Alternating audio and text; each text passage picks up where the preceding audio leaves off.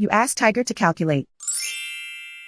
This deals with linear inequalities with one unknown. The final result is m smaller than -95/2 smaller than -471/2. Let's solve it step by step. Group all constants on the right side of the inequality. Add 4 to both sides.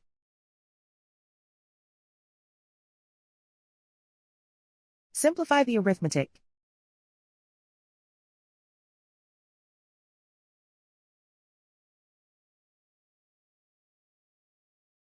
Isolate the m. Divide both sides by 2.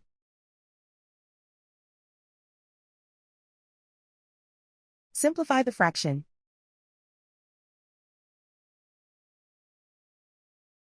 Plot the solution on a coordinate grid.